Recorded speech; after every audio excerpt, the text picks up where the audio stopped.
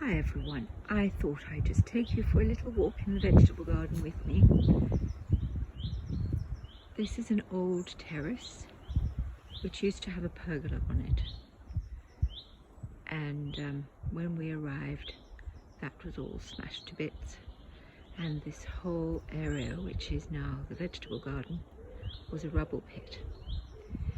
I've come down here to have a look at how things are after winter. And there is maintenance work to be done here, plenty of it, but you get the general idea of what the veggie garden looks like. And I have plenty of compost systems going in the garden. We have lovely pine trees, but unfortunately they're dropping lots of pine cones onto the vegetable garden, which isn't great because vegetables are much better off with acid soil, alkaline soil. So the pine trees right next to the vegetable garden isn't a great thing, but they are very beautiful and peaceful. And we have lots of self-sown ash going on here. So we really do need to harvest these for ash poles and kindling and so on. And here we have a little tin tree. Actually, it's a dead shrub, but I just thought it was quite fun to have some spare tins on it for dipping into the pond to get water out of and so on. We have a very old greenhouse that we inherited here, and there you are. Things are generally in a state of organised chaos, and we're right back to the beginning.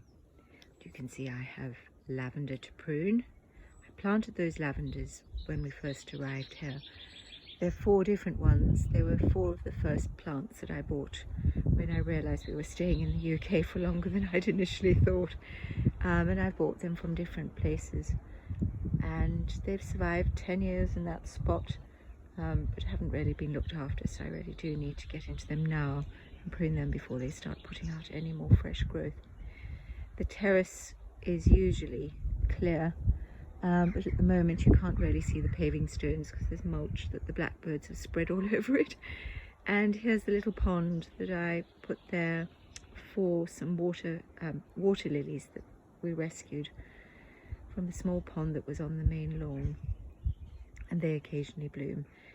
And that one remaining pole is from the pergola that was there. The honeysuckle that's falling down needs to be tied back up. You can see I've got rhubarb in the ground and rhubarb in pots. Pots tend to smash in the frost. So there we are. We've got some smashed pots and some rhubarb which need to be planted, I think. And I have a strawberry bed here, which I put all the strawberries into this bed last year and it's gone crazy. We've got a few weedy bits, and there's also some calendula growing in there, which was there. I put the strawberries to either end.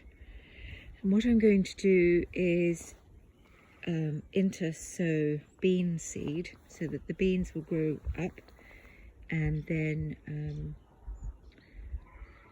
they will just leave the bean roots. When we harvest, after we've harvested the beans, we won't pull the dead plants out, we'll just cut them off, and then the roots will stay in the soil to provide nitrogen to the soil, which will benefit the strawberries. And I could also plant something. I think I'm going to transplant some garlic. I've got plenty of garlic up near the house in a little stables courtyard. I think I'm going to put garlic in between the strawberry plants because I think the garlic will make the strawberry flavour more intense. And that's enough for now. That's nearly 4.5 minutes, and that's probably the max I can load onto Instagram or Facebook, so I'll stop there and I can tell you more another day. Okay, that's it from the vegetable garden at Holly's house with lots of love. Bye.